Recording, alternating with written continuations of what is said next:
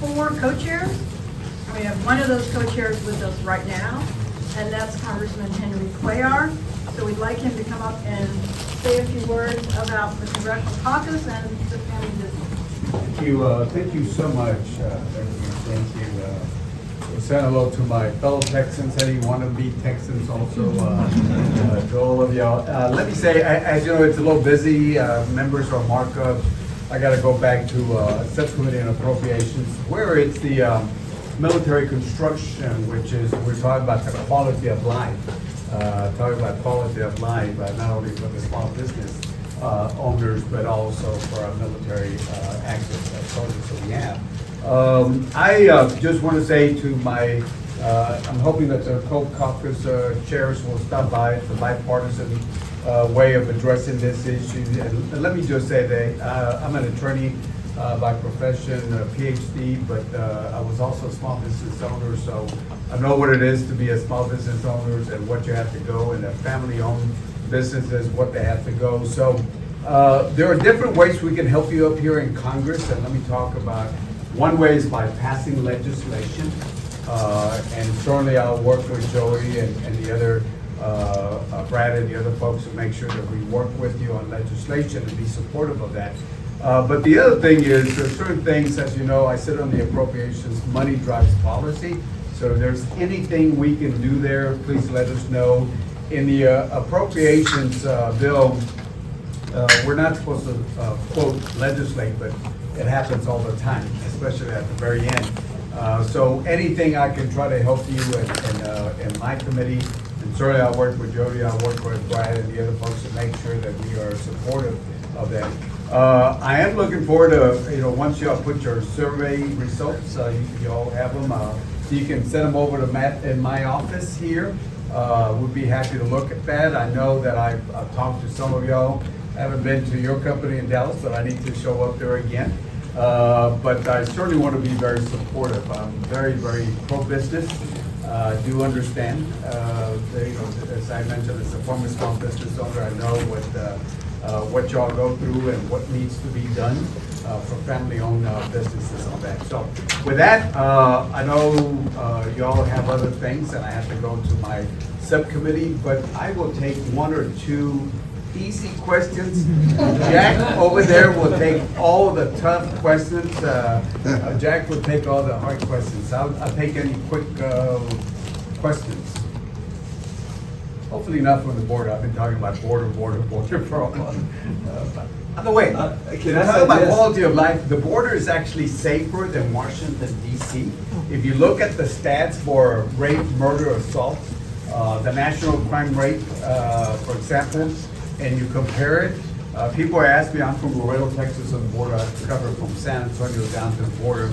They always ask me, what's the most dangerous thing about the border? I said, actually what it is when I leave Laredo and I fly up to D.C. I'm not talking about the politics, I'm talking about the crime rate. Actually, it's a little bit more dangerous. So I always give the Chamber of Commerce speech about border life.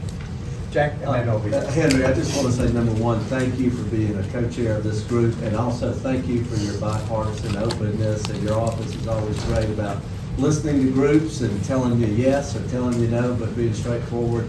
You're a rarity in Washington. We really appreciate it. But I have to ask this as a fellow appropriator. Maybe mention how appropriation bills always pass, that sometimes governments get in problems, but if the appropriations bill doesn't pass, the government closes down. And so even though this group is primarily interested in a Ways and Means tax bill, your bill is the one that gets done. And maybe just... And one of the former Cardinals, chairman, Jack, a lot of experience on the appropriations, and we appreciate everything you did where you were a member of the appropriations. Look, there are certain trains that will get started, but there are certain trains that have to get to the end. And the appropriations is one of them. When I used to be in the state legislature, we would always joke around that there would be about 5,000 pieces of legislation that would be passed. This is just a state example. 1,000 that would pass out of the 5,000. But the most important one was the appropriations. Over there, we knew that the appropriation was the most important one, and then everything else was poetry. Here in Washington, it's the reverse. It actually is the reverse. We know we got to do it. What was the last time we actually passed all bills on September 30th? As you know, our fiscal year starts October 1st and ends on September 30th. But as you know, the habit of what we've done lately is wait till the end of the year so we can get pressure, and it's usually done right before Christmas on that. But what was the last time? It's been years since that happened. Probably 2000. Yeah, it's been a long time, so it's unfortunate. But as I mentioned, the appropriations, and Jack knows this, in the old days, it was how much money you added, how much money you take, balance everything out. But the appropriations has now become the train that has to pass. And at the end, it didn't happen this time, but tax extenders have been added.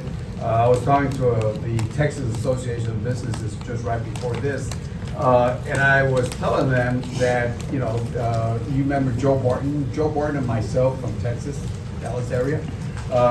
We took the lead on lifting the ban on oil exports. We passed it from the House, and I told Joe, hey, because they're running into a few obstacles in the Senate, this will be added to the appropriations bill. He said, oh, no, this is legislation. September, I still remember this, December 15th, 2015, the ban to lift oil exports was added to the omnibus appropriations bill, and it passed. And we're actually seeing some of that right now. If you look at what's happening in Ukraine and Western Europe, Eastern Europe, they used to depend a lot on the Russians, on oil. Now, we're providing a lot of that, so that's good for our geopolitics, but it's also good for jobs, and being a little bit more independent. So, as Jack said, the appropriations is one of those bills that has to pass. There's 12 of them, but it's usually combined in one that has to pass, and sometimes you will see legislation that's added at the very end. Yes, ma'am. Prior to getting involved with Family Enterprise USA and graciously agreeing to co-chair it, what has been a source of family business education for you leading up to now? Well, as I mentioned, I used to be involved in the international trade. So I was a small business owner back in Laredo. So I know what it is to pay taxes, what to deal with overhead, what to deal with too many rules and regulations. So that type of experience has helped me a lot when I was in the state legislature, and certainly when I was Secretary of State. Also, because we're the filing of corporations and everything in the state of Texas comes through the Secretary of State, of course, here in Congress. So that type of experience has been extremely helpful. I always find it interesting, sometimes the people that don't understand are the ones that come up with the most interesting ideas, or the ones that don't listen to groups like y'all. Or I also ask you, it's important to come to D.C. It's very important. But it's also very important that you also do the show and tell in your district. If you have a company, invite your member, or everybody has one member and at least 2 senators. So just invite them. When we're not so busy, say, hey, just come over and see how we deal with this. I remember one time as an example, a banker in Laredo took me on a Saturday and said, hey, why don't you come over, I just need a few minutes of your time. Let me show you the regulations banks, small community banks have to deal with. It was amazing. I mean, they went over and over and over, and it was just beyond me. That few minutes turned into about an hour and a half because I wanted to see everything on that. So the show and tell in the district is very important. Coming up here, spending time with a member, and you got a great person like Jack knows everybody. Jack has been here. He knows, it's not only the member, but it's also the staff. We depend a lot on the staff.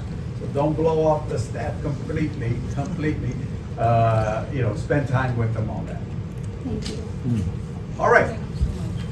With that, thank you so much, and let us know if Matt in my office can always be of assistance to you if I'm not around. Just really quickly, I want to just say thank you to Matt and also to Jake. You have a great member, but a great member, as he said, has great staff. So just wanted to give a shout out to them because they've been wonderful in helping get this all together. Yeah, thank you so much. Yeah, the staff plays a very important role in so many ways, and so again, pay attention to us, but I'd say pay more attention to them. Thank you so much.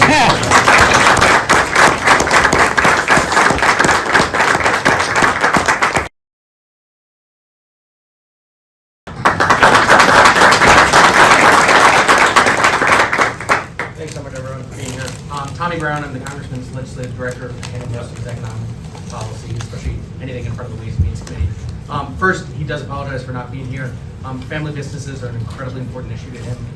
Before he came to Congress, a lot of the work that he did in the private sector was consulting with multi-generational family businesses. He understands the challenges and opportunities that you all see every single day in your work. And so he's very excited to be here as an advocate on the Ways and Means Committee in the House generally on the work that you guys are doing. I think we're really excited about the work that this caucus is in a position to do. I think a lot of that will be informed by the experiences and perspectives that you guys will bring to the caucus. I think we're incredibly well informed by the experience you guys bring to this conversation. But also the Congressman has a long history and a long experience himself of working with family businesses. We're very excited, obviously, the Ways and Means Committee in dealing with tax policy has an incredibly important role in a lot of the challenges and opportunities that you all face. But obviously being a voice more broadly in the House for family businesses is definitely going to be an opportunity this caucus will present. And so we look forward to working together. And again, apologize that the markup has scrambled the schedule today, but we appreciate everyone's flexibility and certainly be in touch. I think given the inauguration of this caucus, I think there's a lot of great ways we can creatively advocate for family businesses throughout the legislative process by holding events like this, through the appropriations process, as Congressman Cuellar alluded to, but also through the various legislative cycles that we see year in and year out. So very much looking forward to working together. Please be in touch as we can be a resource in the context of the caucus, but also more broadly. And I would just want to send along Congressman Schneider's excitement for moving forward on this. And really thank you for all your great work. Thanks, guys.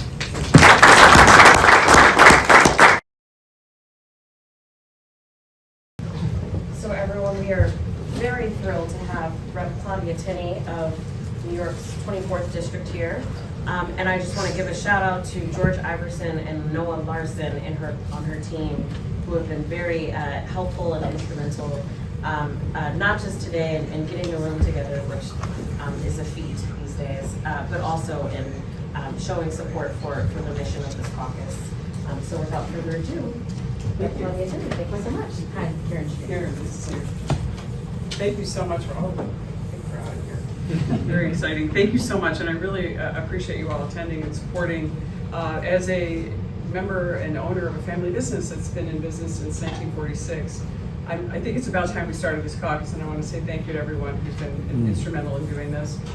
It's a challenging time now for family businesses with what's happening, particularly in my home state of New York. And I see a couple of New Yorkers. I see Steve down there, who runs a larger family business, but nonetheless, all the same issues apply. And in New York, where I just got into a discussion with Congressman Darrell Issa about who has the higher taxes, California or New York. Not a good argument to have when you're looking at business friendliness. But we are just delighted that you're going to be participating. I got an exciting retweet on one of my tweets from former Congressman Speaker Boehner, so that was he's on board fully. And we just hope that you can continue to give us the feedback that we need on the caucus, how we help family businesses, how we help grow our family businesses, entrepreneurship, which is really important, particularly in upstate New York, where we were really the beginning of so much, with the Industrial Revolution. My new district, New York 24, actually starts north of Clayton on Lake Ontario, circles all the way around Lake Ontario to Lockport, another end of the Erie Canal. And I have the Finger Lakes and everything in between except Rochester, which is where we had Kodak, Bausch & Lomb, Xerox. All these great companies were started and no longer have a big presence in New York. And I think we've got a lot of challenges. How do we bring the businesses back? How do we have a business-friendly environment, particularly in states like New York and California and Illinois? And we appreciate your input on how we can grow our businesses. And we do have a few small highlights in New York. We do, hopefully we'll have Micron will come and reinvest in New York and bring us a lot of jobs, but most importantly our supply chain and the critically important semiconductors and and microchips that they produce to give us the competitiveness we need against China, to give us a firewall with what could be potentially a problem with Taiwan in the future because of China's influence. So we're grateful to all of you. Unfortunately, I've got to go back and vote in Ways and Means Committee, but really excited about you all. And thank you again, and please always reach out to our office if you need any help, questions, bills advance, and of course in Ways and Means, if you want a tax cut, this is the place to go with the Republicans in majority. So thank you so much. All of you.